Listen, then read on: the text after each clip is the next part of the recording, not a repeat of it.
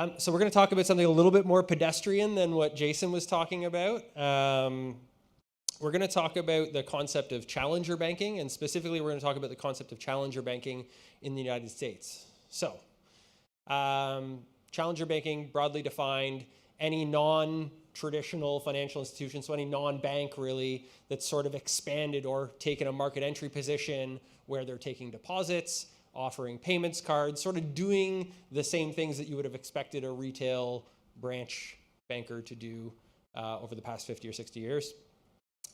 Does anybody have any exposure personally to using any of the challenger banks in the US? I would define Venmo as a challenger bank. I will define the Cash App as a challenger bank, Jason, for sure. Anybody, show of hands, has anybody touched any of these products? Okay. Not very many, right? Hard to get access unless you've somehow figured out how to build a nice thin credit profile in the US and done some very sketchy things to get there, which I've done, which I shouldn't have said. What about in Canada? Has anybody used Coho? Has anybody used any of the challenger banking type products in Canada? Okay, great. So you have some broad familiarity with what we're going to talk about. In the spirit of predictions, in the next 10 years, I believe there will be as many deposit accounts at fintechs as there are at traditional retail banks in the United States. I won't say in the United States anymore, but just know that we're talking about the US. Exactly 10 years ago today, interestingly enough, Obama's inauguration was the day before, and so this is the cover of the Washington Post from that day. I think we need to take a quick look into the past in order to understand why this sort of 10 years in the future prediction will come to bear. This was the financial crisis, of course, so put yourself in the shoes of a 20-year-old today. You didn't have a meaningful financial relationship with an institution until after this moment in time. And, you know, call it a period of mistrust following the financial crisis. Call it whatever you want. Suffice to say, you didn't have a relationship with a bank that you chose personally, most likely, if you're in your 20s today, until after this moment in time. And so there was this opportunity, right? Fintechs could go, they could operate at the margins. There was new modes of distribution like mobile and social, things you've all heard before. They targeted niche customer segments. They unbundled single products. In some cases, they created new product categories, all sort of around the edges of the traditional bank, right? SoFi, Wealthfront was in business at the time. On Deck Capital, which Jason kind of alluded to in the SMB lending segment. This is a played out chart that everybody's seen, but it's important for one reason in the context of this presentation, which is that you'll notice, as small as it is, that there isn't a single arrow pointing to banking. So CB Insights comes out with this unbundling the bank perspective in 2015. This is only from 2015, and there's not a single arrow pointing to banking. That's like shocking to me. 2015 is not that long ago. Everybody's poking around at the edges. Everybody's finding their individual niche, but nobody's touching banking. And the common wisdom would have been at the time, if I was running a large retail bank or a wealth management firm, they'll never take our checking accounts. Our checking accounts are safe. Why? Because they're a commodity. They're a loss leader. Who's going to build a profitable business giving you a free checking account? Nobody. Payments are undifferentiated. If I go to Wells Fargo and I get an account and I get a card, the card does the same thing as the card that I go get from Citibank. Totally undifferentiated. Who's going to build a business on that perspective? And one-stop shopping. I want to have one-stop shopping. If I'm going to send you my paycheck, I want to be able to do other things with that paycheck in that environment. I want you to be able to take my mortgage easily, for example, or give me a car loan based on the fact that we have a book of business together.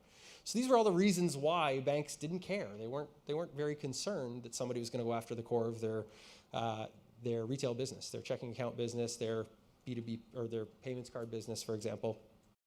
And again, if you were 20 years old, I'm not going to suggest that you necessarily had mistrust for these guys and their institutions, but you probably just didn't even think about them at all. You probably didn't know who they were.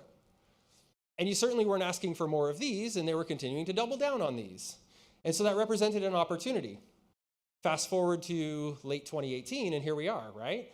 There are 5 companies on that initial CB Insights 2015 unbundling the bank map that had no arrows pointing to banking that have now expanded their services into the sort of core retail day-to-day banking business, checking accounts, savings accounts, payments cards, the things that sort of pull you in so they can sell you more. And not only did those 4 or 5 expand into this area, but 10, 12, maybe even 20 in the US have followed them by going directly after those lines of business. Lots changed in 4 years. So what's going to happen in 2019? So you're going to continue to see acceleration of people moving from the Big 10 retail banks in the US into their smaller challengers. The smaller challengers in some respects are regional banks that have decided to target a specific niche that are doing very well and growing nicely. But a significant portion of this is going to go into these fintechs.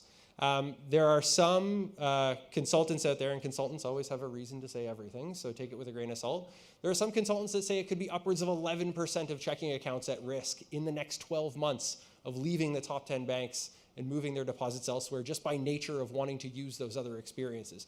Whether that means completely replacing them as your primary bank account or just going on top of the existing rails and sort of diminishing their importance in your day-to-day life.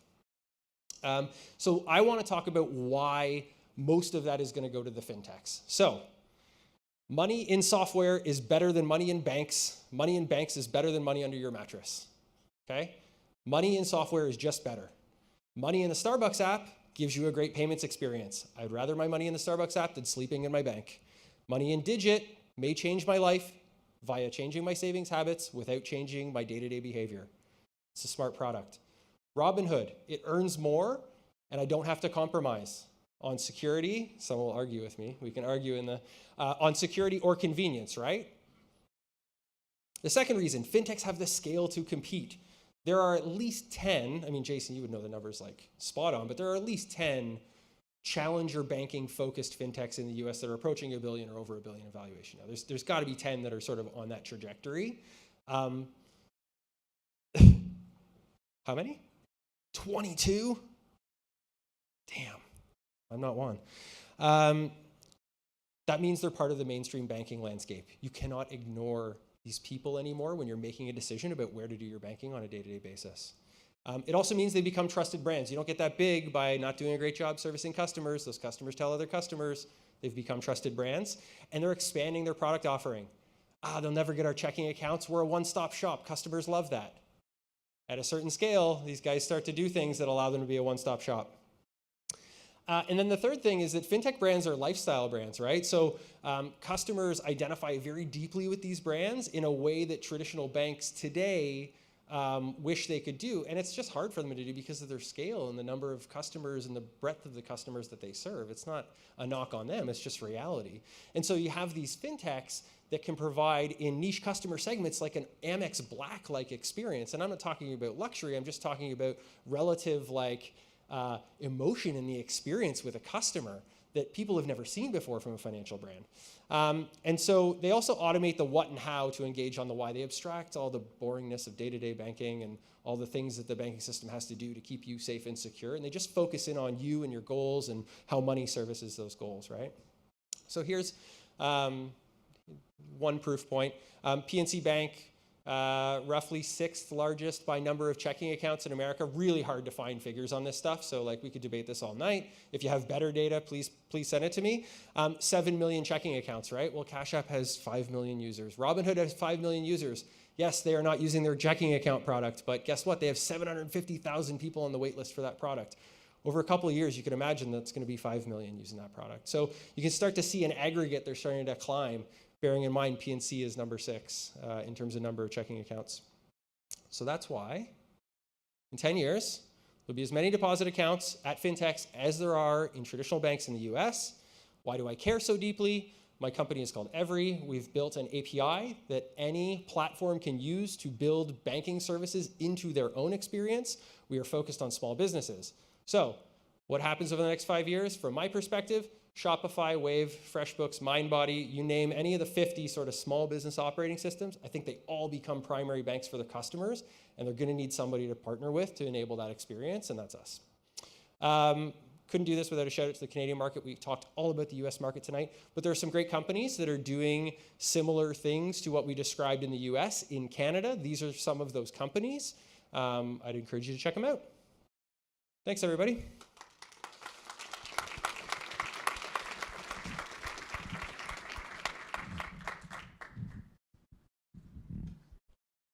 I guess I'll start off with the question. So you mentioned one of these organizations towards the end of your speech here. When you think of 2019, 2020, the road ahead of us, do you believe that the robo advisor will land more firmly in the company bucket or the product bucket? Meaning that, do you believe that this offering will be considered a product of a larger suite of products or offerings, or that it's going to maintain this independent, separate from the traditional banking system aura to it? If you have customers asking you for something and there's enough of them, you probably have to give it to them. And I think a lot of the customers of that company that you're talking about are probably asking for them to be their day-to-day bank. And bear in mind, like, my opinion on the Canadian market is such that, like, I'm an RBC customer. I'm a very happy RBC customer. I think the Canadian banks have done a great job. I think the Interac ecosystem has largely sheltered this market from the P2P payments problem, because in the US, you literally could not make an instant payment anywhere until, like, maybe, I don't know, 5 years ago or something, right? Like it was very hard to do well. Whereas in Canada, we all kind of had this email money transfer thing, and it's been working. So yeah, the banks here have done a pretty good job, but people are asking for it, right? There's room for more. There's room for competition. I had a question. I don't know if you're aware of open banking in Europe. Yes. Is that a concept that you think can come over to the US and Canada, where banks are kind of taking the back seat, letting fintech be the face interacting with customers? Is that a possibility in the US and Canada? I mean, I think, so first, I think there's an assumption in there, which is that banks are sitting back and letting people do this. If I'm a bank at scale, a traditional bank, there's no way I want to open up my platform, because I don't think that's a winning strategy for them. I don't think getting disintermediated from your customers is going to be a winning strategy. And I don't think they're going to be able to provide enough technology and enough value in, like, storing money and moving it around, that they're going to be able to continue to extract sort of rents from that ecosystem. Plus, if I'm a US fintech and I can go buy a community bank for $10 million, I mean, there's options there. So I don't think that's going to have a massive impact, and I don't really think about it that much. I would guess, like, Revolut and TransferWise and these other folks, they were on the path before PSD2 went into effect. And so I don't think it's what's driving the market over there. There's enough ways that people can drag their heels that I don't find it to be that effective, but we'll see.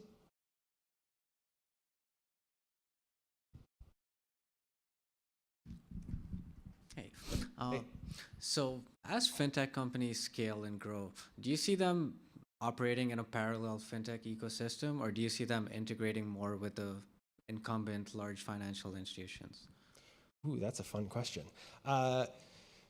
So look, they're already part of the existing system because they have to ride on the rails of the existing system. So in the US, you have to ride on the ACH rails, you have to ride on Visa and MasterCard rails no matter where you are. So you're always going to be part of that system. But what I do find interesting is, we're running effectively a small business focused challenger bank, and there are consumer challenger banks that do a really good job, like Chime.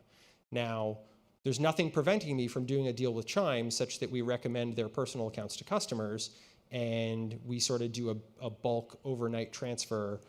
We make the funds available in real time, but we actually move the money overnight, and we sort of bypass the ACH system by making one large bulk payment instead of many small payments. I think a lot of stuff like that's going to happen, but no, you're always going to be part of the system.